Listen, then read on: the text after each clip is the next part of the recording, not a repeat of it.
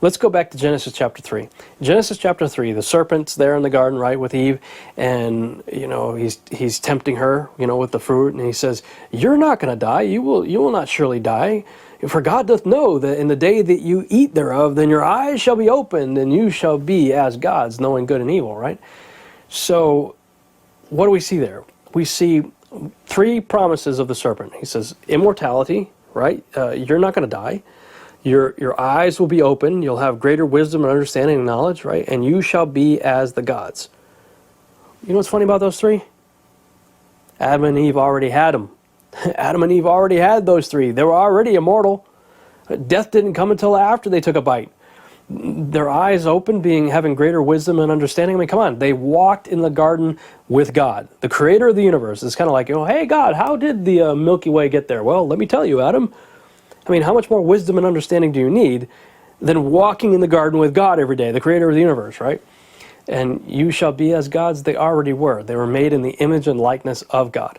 So the 3 promises of the serpent, they already had. And they took a bite and they lost all 3. And man has been trying to get it back ever since, apart from God. I think the real agenda of transhumanism is to get back the 3 things that humans lost in the garden and to be like God. Achieve immortality apart from God, have supernatural ability, become the gods of the ancient world.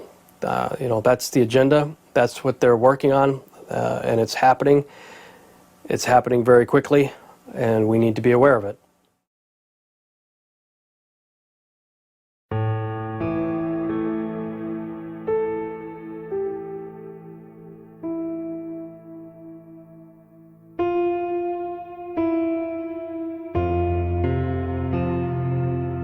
Terence McKenna, who was the scientist who was the originator of time wave theory and novelty theory, and who experimented with DMT and other psychoactive mind-expanding drugs and made contact with the Greys and the ETs and all the rest of them, but then would have to come down off his high and come back to this reality, speculated that in the very near future, via human enhancement, we won't no longer need these psychoactive drugs because we'll alter our brains to put ourselves in contact. It is very important because now we're facing the time where unconscious evolution period has almost finished.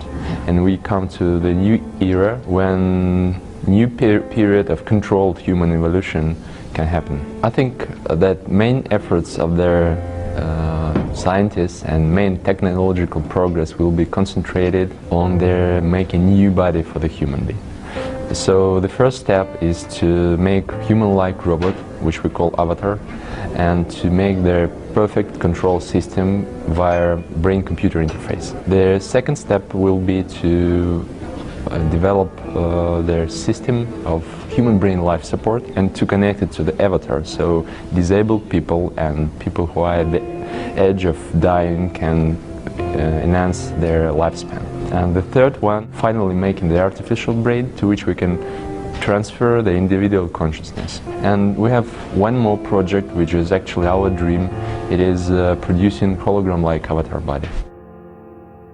スーパーコンピューターができて、はい、でその中へ人間が入り込むと、こう希望的観測としてね、あるいはそれが嫌な場合は先ほどの人間の肉体があって、で体はこう死ぬいろいろ故障するじゃないですか、はい、だからもう全部機械にしまうと、で脳だけ残すと、でネットとつながると、でスーパーコンピューターにつながってるから頭賢さはですね、知能は人類の1兆倍、ぐらいあるわけですね。でそういう、神のようなね人間にすごい話だなりたい私はね。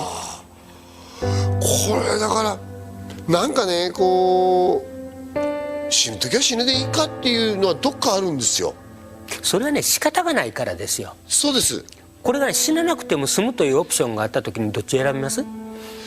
でもね、そこ迷うとこでね、自分の体が運命として受け止めて死んでいった方がいいんじゃないかなっていうところありますね。それはね、いやもう今まであらゆる生物が死ななきゃならないという運命を背負ってるからね、はい、それはもう宿命なわけです、はい、だけどカーツワイルはですよ、未来永劫に生きる方法がある、それは分かりませんよ、でもできたとしましょう、はい、ね、どっち選びますかってそう言ったら辛いでしょそこまでずーっと生きたいですかね。というかその中でね、まあ肉体はなくなるわけだけど、はでも人間って肉体じゃないですよ。やっぱり精神魂意識でしょ、でこれだけが生き続ければまあ一種の天国ですよ。そこはね地獄かもしれんけどね。地獄の可能性の方が高くないですか。 My point of view is that at some distant point in the future, when robots do become gradually more intelligent, instead of fearing them, we should either put a chip in their brain to shut them off if they get murderous, or we should merge with them. Because our descendants may have a choice. A, get older and older every year and die, or B, wake up in an enhanced, genetically enhanced body of silicon and glass and live forever. So if you were faced with that choice, live a decrepit life, aging year after year, or be a Superman, young, handsome, virulent, and immortal, which would you choose? We humans might decide to upload ourselves into computer memory banks, which will then go out and colonize nearby stars. They will be virtual humans, not humans at the lowest level of reality, which is what we now are, but you might think of a spiritualized aspect of ourselves. This is solid science, but now science and religion have become intertwined. I can use either language, scientific language or religious language, to describe exactly the same thing.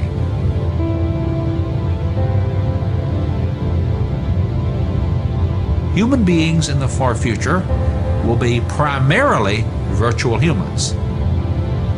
And it is those virtual humans that will get into tiny spaceships and travel to the distant stars, colonize those nearby stars, start the same process again.